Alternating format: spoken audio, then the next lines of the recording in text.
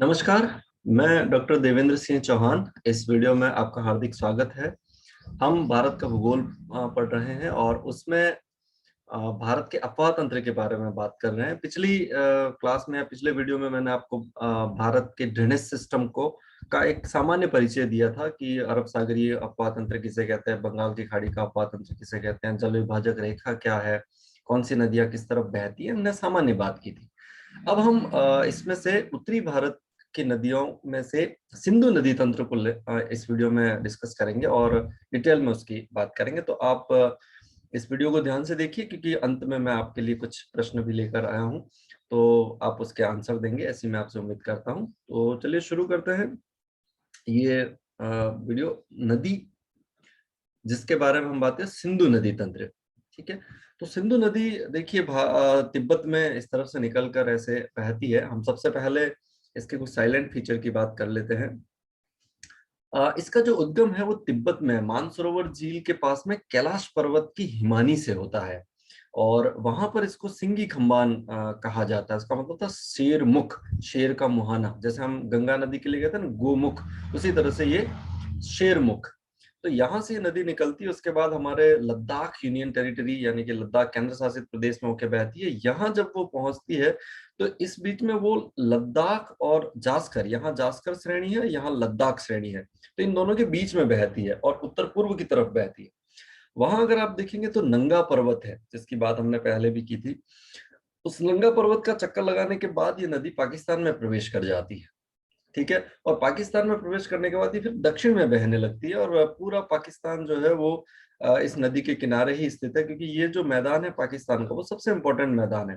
पाकिस्तान में अगर पश्चिम में हम देखें तो बलूचिस्तान और सुलेमान की पर्वत है, ये वाला हिस्सा मरुस्थल है, थार के डेजर्ट का हिस्सा है। तो ऐसे में पाकिस्तान का सबसे उपजाऊ क्षेत्र ये नदी का बीच वाला मैदान ही है, जहां पर पूरा पाकिस्तान बसा हुआ है। तो बहुत महत्वपूर्ण नदी है उसके लिए।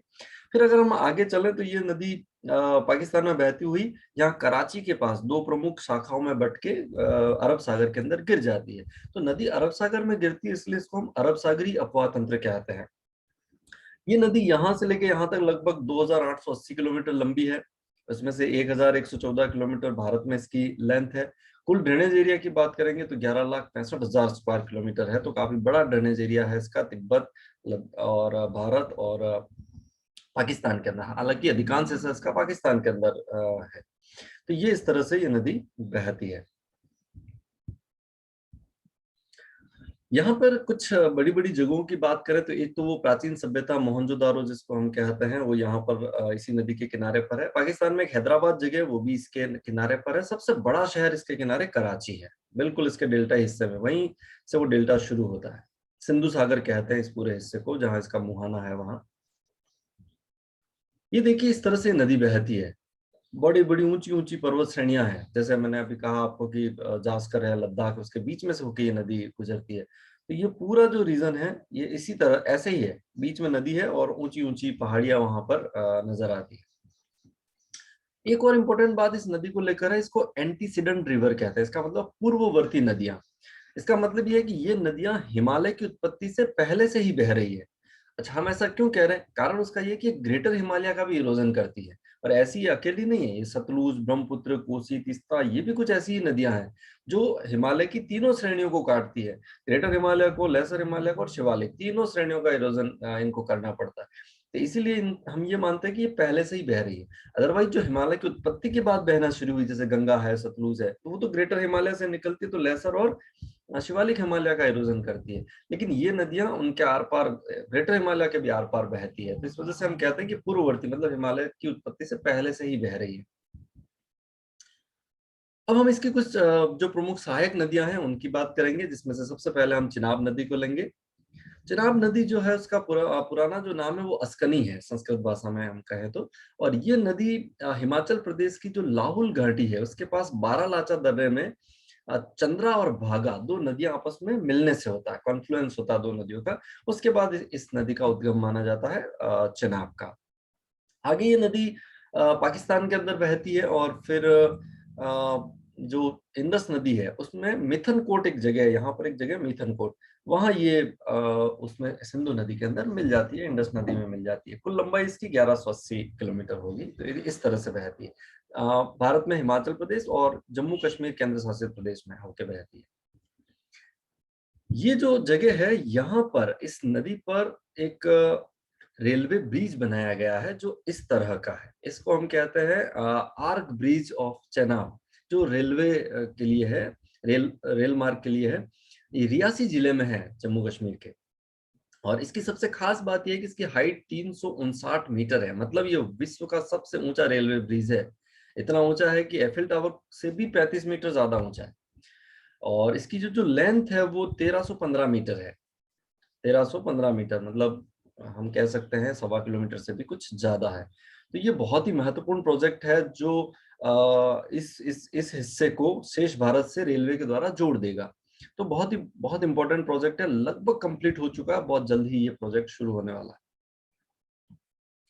नेक्स्ट है झेलम रिवर। ये इस तरह से बहती है, आप इसको ध्यान से देख सकते हैं। और इसका जो पुराना नाम है वो वितस्ता है। और ये वेरीनाग के झरने से निकलती है। वेरीनाग का जो झरना है वो पीर पंजाल में है। और आगे ये पाकिस्तान और भारत के बीच में बॉर्डर बनाती है कुछ समय के लिए। और फिर पाकिस्तान के अंदर झांग एक जगह है, या इसके आसपास एक ट्रीमू करके जगह भी है, वहां चिनाब नदी में मिल जाती है। टोटल लेंथ 725 किलोमीटर है। इंपॉर्टेंट बात यह है कि श्रीनगर इसके किनारे पर स्थित है। यहाँ श्रीनगर कई बार ये कंपटीशन एग्जाम में पूछा भी जाता है।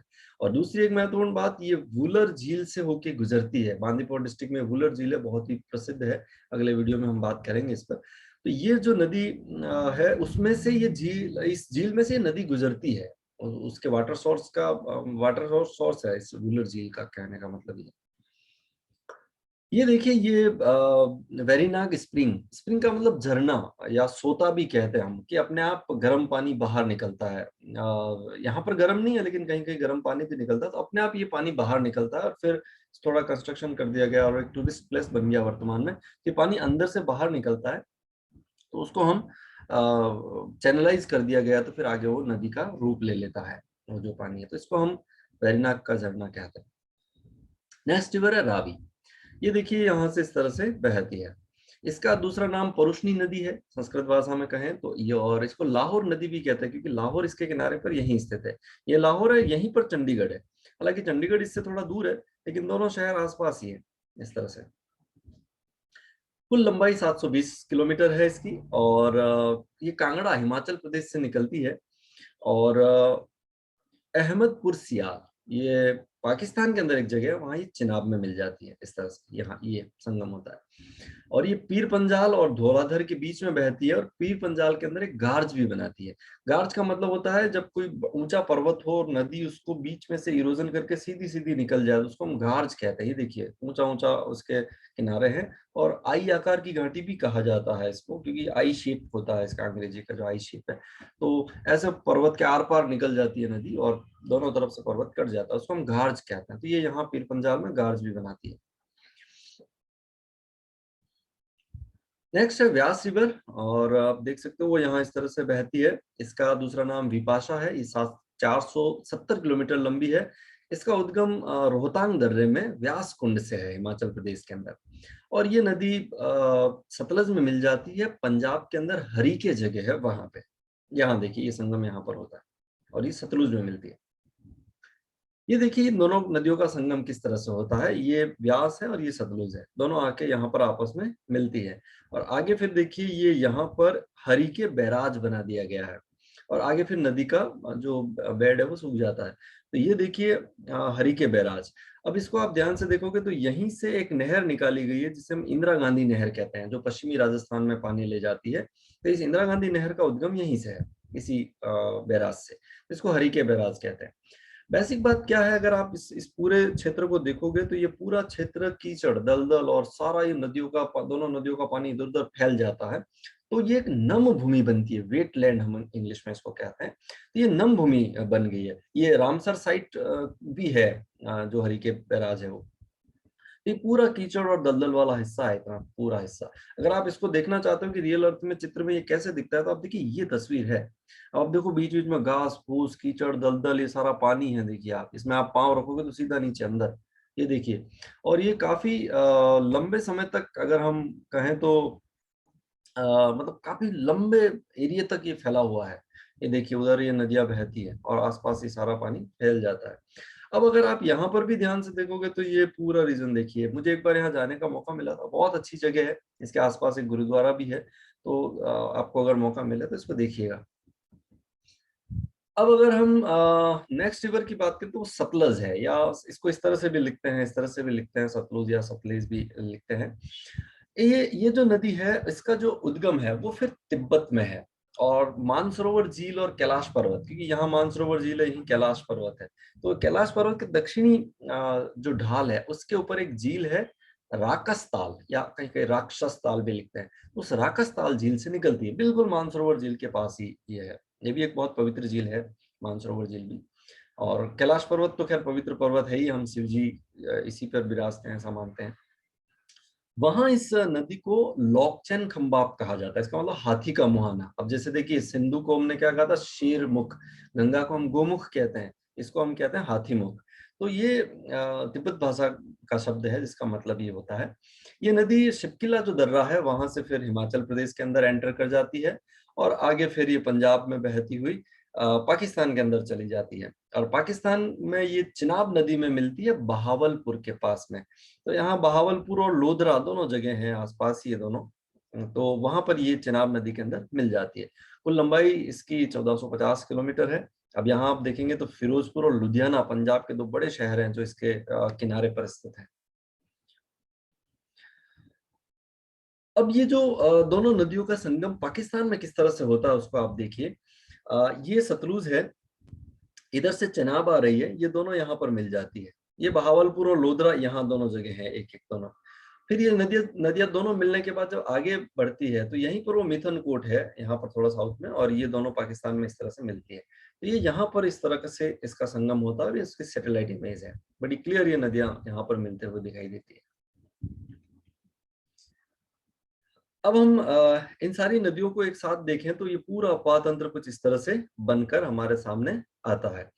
अब यहाँ एक इंपॉर्टेंट बात है, इन नदियों के बीच का जो भूभाग है वो यहाँ पर दोआब कहलाता है। दो का मतलब दो नदियां, आप का मतलब नदी या पानी है, तो दो नदियों के बीच का भूभाग दोआब कहलाता है।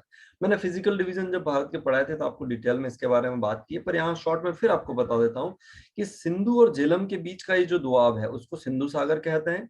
झेलम और चिनाब के बीच का जो दोआब है उसको हम चाज या जीच दोआब कहते हैं। रावी और व्यास के बीच का जो है उसको हम रचना दोआब कहते हैं। रावी और व्यास के बीच का जो दोआब है उसको हम बारी दोआब कहते हैं। और व्यास और सतलुज के बीच बीच के दोआब को हम बिस्त दोआब कहते हैं। अब यहाँ ध्यान रखना, ये बिस्त दोआब एकमात्र ऐसा दोआब है जो पूरा भारत में है। इसके अलावा बाकी दोआब सारे थोड़े पाकिस्तान में, थोड़े भारत में इस तरह से बढ़ जाते हैं, तो ये वो अकेला दोआब है।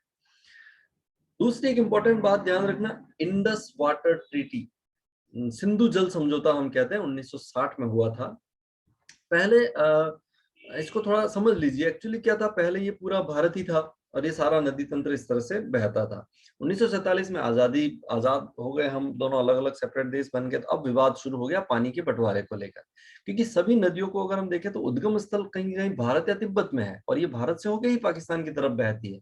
तो पाकिस्तान को ये शक डाउट होने लगा कि अगर भारत इनके ऊपर बांध बना के पानी रोक लेगा तो पाकिस्तान का क्या होगा। और वाकई अगर इन नदियों को के पानी को रोक दिया जाए तो पाकिस्तान में तो भूखे और प्यासे मरने की नौबत आ जाएगी। मैंने आपको पहले कहा था इधर डेजर्ट वाला हिस्सा है, बलूचिस्तान उधर भी वेस्ट में सब डेजर्ट है, किरतल सुलेमान उधर पर्वत है सारे, तो ये नदी का जो मैदान है वही पाकिस्तान की लाइफ लाइन है, मतलब पाकिस्तान यहीं बसा हुआ है। अब ऐसे में इन नदियों का पानी रोक दिया जाए तो क्या होगा। अच्छा, आप देखते होंगे बार बार पाकिस्तान ये जम्मू कश्मीर और लद्दाख और इन पे कब्जा करने की कोशिश करता है, उसका कारण यही है कि इन नदियों पर अधिकार करना चाहता है, क्योंकि अभी डिपेंड है ये पूरा भारत के ऊपर। तो ये इन नदियों की वजह से ही वो इतनी सारी हिमाकत कर रहा है, मुख्य कारण यही है, ये नदियां ही है।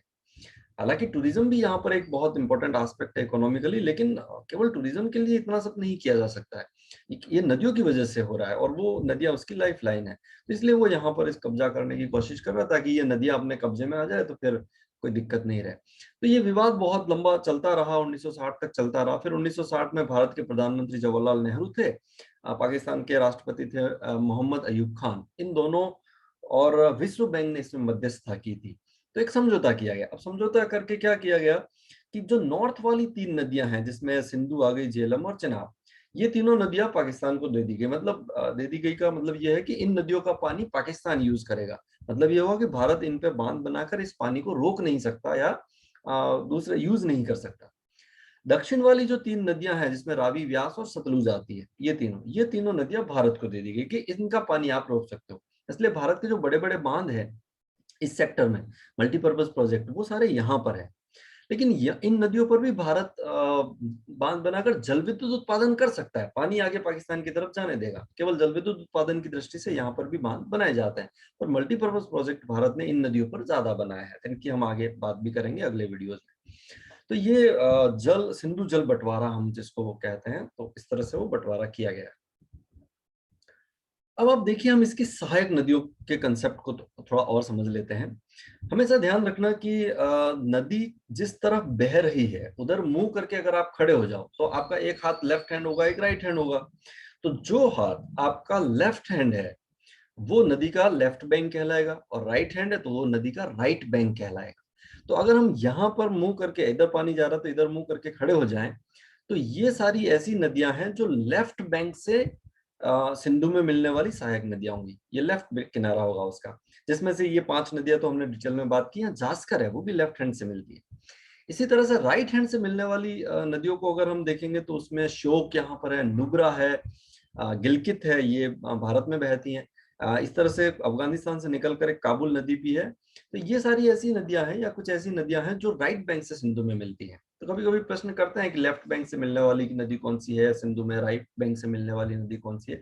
तो ये तो कुछ एग्जाम्पल है, हजारों नदियां होंगी जो लेफ्ट और राइट बैंक से सिंधु के अंदर मिलेगी, लेकिन ये कुछ मेजर मैंने आपको यहाँ पर दिखाई है।